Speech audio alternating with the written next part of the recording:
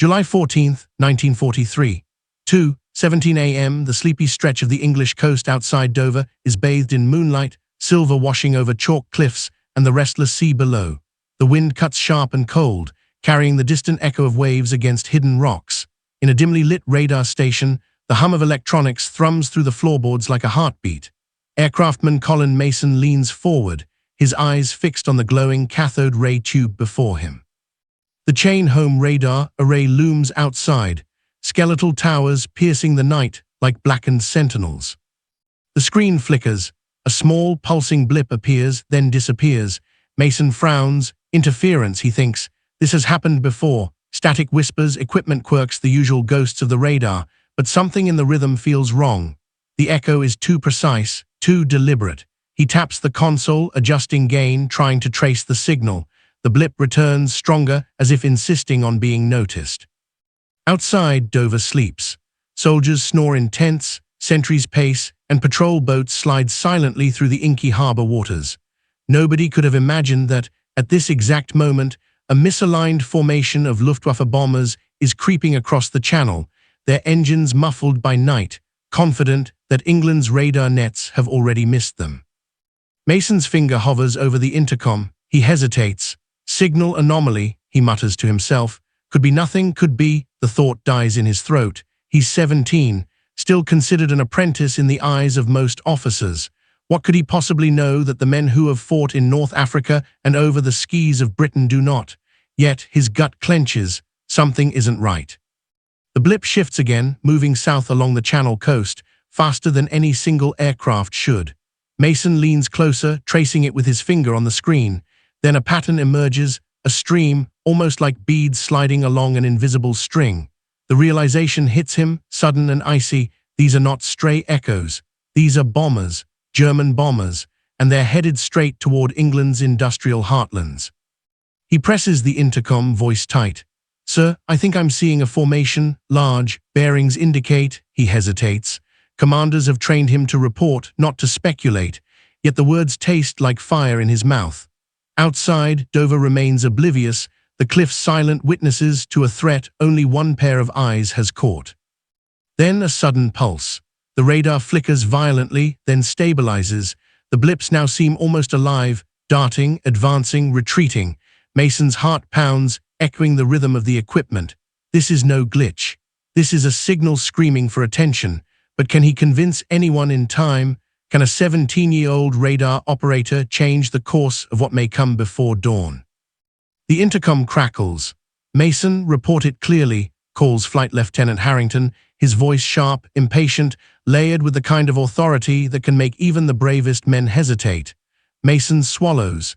He repeats what he sees, slower this time, careful with each word: bearings, speed, formation size. Harrington leans over the console, eyes narrowing at the screen. He frowns, muttering something about static interference and faulty calibration. "These are just anomalies, ghost signals," he says, tapping the metal frame of the radar. "Don't let your imagination run wild. We've trained pilots to track these. Nothing's coming tonight." Mason watches Harrington walk away, the dismissal cutting sharper than the cold wind outside. His fingers hover over the controls, trembling. He knows what he saw. He felt it in the rhythm of the radar hum, the unnatural cadence of the blip. This wasn't interference. This was a formation, a massive formation, slicing through the channel under the cover of darkness. He turns his gaze back to the screen. The blips haven't vanished. In fact, they've multiplied. Tiny dots flicker, coalescing into a stream, precise and unrelenting. The misalignment is clear now. The German bombers have drifted off the flight path the RAF expects. They are flying blind, at least they think they are. And if Mason can get someone to listen, Fighter Command could strike before the Luftwaffe realizes their mistake. Mason leans forward, whispers to himself, "They can't see us, but we can see them." His mind races. Every scenario he's been drilled on crashes against the raw, pulsating reality on the screen. The formation is heading for the industrial docks near Southampton, a vital target. If the RAF misses this, factories, supply depots, and lives will burn before the sun rises. He tries the intercom again. "Sir, I know you think it's interference, but look, I can track the movement. They're off the standard corridor, large formation, must be 50, maybe 60 bombers. Silence, static, then a sigh from somewhere beyond the control room, as if the station itself is holding its breath. Harrington glances back, annoyed but not convinced. Aircraftman, you're overreaching. Sit tight. Mason's stomach knots. Sitting tight isn't an option, not tonight, not with what he sees. He knows that the clock is ticking, each second carrying the weight of hundreds of lives. Outside, the sea shivers, wind whipping across the cliffs. Somewhere over the channel, engines hum in the darkness, unaware that a single, unlikely observer has caught them in their misstep. A bead of sweat rolls down Mason's temple. He whispers to himself, half in disbelief, half in determination, "They'll never know what hit them unless I do something." And then a new pulse flickers on the screen. Faster, brighter, impossible. The formation is splitting. Someone is adjusting the flight path. The Luftwaffe may have sensed something, but it's too late. Mason can see the opening. Fighter Command could scramble interceptors in minutes. But will Harrington act? Or will the moment slip away, unnoticed, like a phantom in the night? The radar station shivered under the pre-dawn wind, its skeletal towers groaning as the English Channel thrashed below. Moonlight cut through thick clouds, reflecting off steel beams and sending jagged shadows across the walls. Aircraftman Colin Mason leaned over the glowing radar screen, eyes wide and unblinking. The hum of the equipment pulsed through the floorboards, a steady mechanical heartbeat that seemed to sync with his own. 50, maybe 60 blips moved across the screen, each representing a bomber. But the formation was wrong, off course, staggered, misaligned. The main bomber stream should have followed a strict corridor across the channel. These did not. Mason traced the leading blip with a finger, stomach tightening. Somewhere out there, German pilots hummed through the night, confident they were unseen. "Mason, report." Flight Lieutenant Harrington's voice cut through the tense silence. His boots clanged against the metal floor as he stepped closer. Mason swallowed. "Sir, I'm seeing a large bomber formation crossing the channel. They're off course, not on the expected path." Harrington frowned. "You're sure this isn't interference, a ghost signal?" His voice was skeptical, tight with impatience. Mason shook his head. "No, sir. Look at the secondary formation trailing slightly behind, approaching from the east. If Fighter Command doesn't intercept now, they could reach the docks, factories, everything south of the coast in 20 minutes. He glanced at the wall clock. 20 minutes. Every second felt impossibly heavy. Harrington leaned over the screen, scrutinizing the flickering blips. Years of experience told him to doubt a 17-year-old, but the patterns Mason pointed out were undeniable. One bomber lagged behind, engines faltering. Another drifted slightly to the left. Hesitation, misalignment, human error, visible to those who knew how to read the radar. Mason did. "Radio Fighter Command," Mason urged, voice steady but urgent. "Scramble all available squadrons, lead formation and secondary wave, coordinates now." Harrington hesitated, weighing protocol against urgency. Then he picked up the intercom. "All squadrons, scramble immediately, vector coordinates, main and secondary formations. Go." Engines roared to life outside distant hangars. Spitfires and Hurricanes screamed down foggy runways, climbing into the moonlit sky. The scent of fuel and oil drifted faintly through the radar station. Mason's pulse raced further when another faint blip appeared at the edge of the screen, a minor, ghostly signal approaching from the southern corridor. Another bomber or a scout plane? He didn't know. If Fighter Command missed it, the docks would be vulnerable. Harrington leaned over him. "What is it?" Mason pointed. "Third formation, smaller but fast, approaching from the east, could bypass the main interception." Minutes dragged. Mason's attention never wavered. The radar blips pulsed faster, reflecting the chaos above. The secondary formation weaved slightly, lagging. Fighter Command needed to react, and Mason's eyes traced every move. The tension was nearly unbearable. Every flicker on the screen might mean life or death. He whispered to the blips, almost praying, "Don't let them slip through, not now, not ever." The first fighters were now overhead. Mason imagined them cutting arcs through the dark sky, engines screaming, wings slicing through mist. The channel below was black and infinite, waves silent witnesses. One Heinkel He-111 faltered, engines sputtering under precise, unseen attack. Another spiraled downward in tracer fire. Mason's knuckles were white on the console. Every pulse, every flicker felt like a heartbeat shared across miles of sky. Yet the night was far from over. A faint, erratic blip flickered at the radar's edge.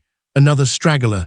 Mason leaned closer, eyes wide, hands trembling. One misreading, one moment of inattention, and disaster would strike. Harrington glanced at him. "You're sure about this?" he asked. Mason didn't answer. He couldn't take his eyes from the screen. Each pulse, each movement, each flicker was a chance to avert catastrophe. Every second mattered. The smallest observer could not afford to fail. Outside, the wind screamed, the sea churned, and German bombers hummed blindly through the night. A 17-year-old boy, seated at a glowing screen, had become the eyes of a nation. Every flicker on the radar, every pulse of the machine, every decision, small or large, was a step in a dangerous, invisible war. Mason leaned forward, breath caught in his chest. The risk he had taken, speaking up, insisting, acting, was only the beginning. Above the channel, the enemy was exposed, and the next moments would decide whether England survived the night or succumbed to devastation. The tension coiled tighter. The radar blips pulsed faster. The first of the fighters roared overhead, invisible yet moving in perfect timing. Mason's pulse raced in time with the hum of the equipment. The night was far from over, and for Colin Mason, the risk had only just begun. The first faint light of dawn barely touched the horizon, painting the channel in muted shades of grey. Engines screamed to life above the mist as Spitfires and Hurricanes climbed rapidly, slicing through clouds that clung to the cliffs like ghosts. Mason's eyes never left the radar screen. Every blip, every pulse, every subtle deviation was a potential threat. The German bomber formations moved methodically across the channel, engines quiet, confident they had escaped notice. "Mason, lead formation." Harrington's voice cut sharply through the control room. Mason pointed, tracing a Heinkel He-111 faltering slightly in its staggered flight. The RAF fighters had reached their intercept points. The first Spitfire dove from the clouds, wings glinting in the pale light. Tracer fire streaked across the night, illuminating the bomber's fuselage in brief, fiery bursts. Mason could almost see the pilot inside, gripping the controls, sweat freezing on his brow, realizing far too late that he had been detected. The secondary formation approached from the east, smaller but no less dangerous. Mason's finger hovered over the blips as he called out corrections to Harrington. "Secondary wave, altitude 3,500 feet, heading slightly north. Intercept now." Harrington relayed the orders. Outside, a hurricane banked sharply, engines screaming, diving toward the lone bomber weaving through the clouds. Minutes stretched like hours. Mason's pulse raced as the radar blips pulsed faster, reflecting the chaos above. One Heinkel spiraled downward, tracer fire chasing it, smoke trailing from its engines. Another split off, engines sputtering, erratic in its attempts to regain formation. Mason traced each blip with obsessive focus, calculating every angle, every possible evasive maneuver, every risk. Then a faint blip appeared at the southern edge. Another bomber, attempting a flanking maneuver, tiny and ghost-like. Mason's stomach tightened. "Southern corridor," he shouted. Harrington responded immediately, vectored fighters cutting across the channel in pursuit. Mason could feel the tension in the room, every second critical. One misstep, one delayed response, and the bomber could reach the docks below. The main formations faltered under the precision of the RAF. Smoke curled from engines, tracer fire lit the sky, and pilots' shouts carried faintly through the intercom. Mason leaned closer, tracing the path of every aircraft, adjusting vectors, calling out every subtle deviation. The channel below was a silent, indifferent witness, but Mason's focus made it feel alive, almost sentient, as if the sea itself waited to see what would unfold. The secondary formation began to break apart, confused and vulnerable. One Ju-88 faltered under the sudden pressure of multiple fighters converging. Mason's heart raced as he followed it on the radar, noting each flicker, each small adjustment. Harrington's hand moved over the intercom, directing additional squadrons, covering gaps, intercepting stragglers. The synchronization between radar and pilots was almost a dance, guided by the young operator's instincts. A final blip appeared on the edge, another straggler, attempting to reach the southern corridor. Mason's throat tightened. He traced its path, predicting every move, shouting coordinates to Harrington. A Spitfire banked sharply, engines screaming as it closed in. The bomber veered, then spiraled downward under precise fire. Mason exhaled slowly, tension easing as the radar blip disappeared. The main formations were decimated. Smoke trails marked the sky, flickering against the pre-dawn horizon. Stragglers were intercepted or forced to retreat. The Luftwaffe had been exposed, shattered, their precision undone by one observant boy and the swift action of Fighter Command. Mason slumped slightly in his chair, exhausted but exhilarated. The hum of the radar was now a comforting pulse rather than a tensioned heartbeat. Harrington approached, voice quieter now but firm. "Aircraftman Mason, you've done something remarkable tonight. Entire formations spotted, intercepted, destroyed. You guided our fighters where they were needed most. England owes you tonight." Mason didn't answer immediately. His eyes lingered on the fading blips, each one a story, each one a life saved. He had seen the impossible and acted on instinct, getting history in a small but crucial way. Outside, the channel was calm once more, waves indifferent to the chaos that had passed above. The enemy had been exposed, the attack thwarted, and the night had turned in England's favor. But Mason knew the war was far from over. Another wave could come at any moment. Another night could demand the same vigilance, the same courage, the same razor-sharp focus. He allowed himself a small, rare smile, then leaned forward again, ready to watch, to calculate, to act. Tonight, the channel had been saved by eyes no one else trusted. And for Colin Mason, that risk had paid off, but the work of defending the skis would never truly end. The first rays of dawn stretched over Dover, brushing the cliffs with pale gold. The channel below shimmered faintly, the waves moving lazily as if nothing had happened. But Mason knew better. The night had been alive with engines, tracer fire, and desperate maneuvers. Somewhere out there, German bombers limped back to their bases, engines smoking, formation shattered. And somewhere in the sky above England, RAF fighters began the slow climb home, wings glinting, pilots exhausted but triumphant. Mason slumped into his chair, his muscles stiff from hours of tension, his fingers sore from tracing every blip on the radar. The hum of the equipment had slowed in rhythm, almost as if the machines themselves were letting out a sigh. Harrington approached, boots clanging softly against the metal floor, expression a mixture of pride and exhaustion. "Aircraftman Mason, you've done more tonight than most officers could imagine. Entire formations spotted, intercepted, destroyed. You guided our pilots to where they were needed most. England owes you tonight." Mason shook his head, still staring at the fading blips. I just watched, sir. I just followed what I saw." His voice was small, almost incredulous, but in his chest the adrenaline still throbbed. He had been the unseen hand that turned the tide, and yet he felt like a boy watching history happen, not fully believing he had shaped it. Reports filtered in from Fighter Command. Dozens of bombers destroyed before reaching the industrial targets. Others forced to retreat, engines faltering, stragglers captured or lost over the channel. Mason leaned over the console, tracing the routes one final time, watching the last faint blips disappear into the fog. Every pulse he had followed, every signal he had interpreted, had contributed to this success. Every second he had insisted on acting, when others might have dismissed him, had saved countless lives. Outside, the air was calm now. The wind that had screamed through the towers hours before was a gentle whisper. The sea seemed indifferent to the battle that had unfolded above it. Mason's eyes wandered toward the horizon, where the faint pink glow of sunrise began to edge the clouds. He imagined the pilots, climbing slowly back toward their airfields, faces pale, but eyes shining with the satisfaction of a mission accomplished. They would never know who had guided them, who had given them the advantage they needed. But Mason knew. Harrington clapped him lightly on the shoulder. "Rest, lad, you've earned it. But don't forget, this is only one night. The Luftwaffe will return, they always do." Mason nodded slowly, the weight of his exhaustion finally settling in. His mind replayed the night, the first blips on the radar, the hesitation, the fear, the exhilaration as fighters tore through the formation. Every movement, every pulse, every flicker had been alive in his mind like a heartbeat, and he knew he would carry it forever. The radar screen hummed quietly, waiting. Mason's gaze lingered on it. This machine, this glowing console, had been his eyes in the darkness. It had revealed the invisible, exposed the hidden enemy, and given life to the pilots above. And yet, despite all he had done, he felt the smallest stirrings of doubt. What if the next night, the next wave, the next blip told a different story? What if he missed something?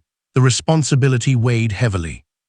Still, there was pride, not the pride of accolades or medals, but the quiet, steady knowledge that he had seen what others could not, had acted when it mattered most, and had changed the outcome of a night that could have ended in devastation. England was safe, for now, because one 17-year-old boy had refused to ignore what he saw. Harrington cleared his throat. "We'll need your report, Mason. The squadron commanders will want every detail, every blip, every pulse, every course correction. They'll want to understand how you saw what no one else could." Mason nodded, feeling both the exhaustion and the responsibility settling in equally. The night was over, but the story of it, the record of it, had to be told. Outside, the channel was calm, the waves rippling in gentle crescents against the cliffs. Somewhere far to the east, German bombers limped toward their bases, some engines smoking, some crews shaken, all unaware of how narrowly they had escaped complete destruction. Mason imagined them, returning to a reality they had thought secure, not knowing that a boy with a glowing screen and a pulse had altered their fate. He allowed himself a small, rare smile. The war was far from over, the skies would darken again, but tonight had been different. Tonight, vigilance, courage, and quick thinking had turned the tide. A single operator at a radar console had ensured that England's cities and factories remained untouched. And for Colin Mason, that knowledge, that quiet triumph was enough. The radar screen pulsed one last time, faintly, almost as if acknowledging its young operator. Mason leaned back, shoulders heavy, eyes reflecting the glow of the fading lights. He had taken a risk, acted with courage, and in doing so had saved lives. History had passed through his hands tonight, in pulses of light and hums of machinery, and the memory of it would never fade. As the sun began to rise, painting the towers in soft gold, Mason stepped away from the console. The channel below stretched calm and indifferent, the horizon promising a new day. He knew the Luftwaffe would return, that war would continue, that the skies would darken again. But for now, for this morning, England had survived. Colin Mason had seen the ghost signal, acted when others doubted, and changed history. And somewhere above the channel, the ghosts of the bombers that never reached their target hung in the dawn light, a silent testament to one boy's courage, vigilance, and unyielding determination.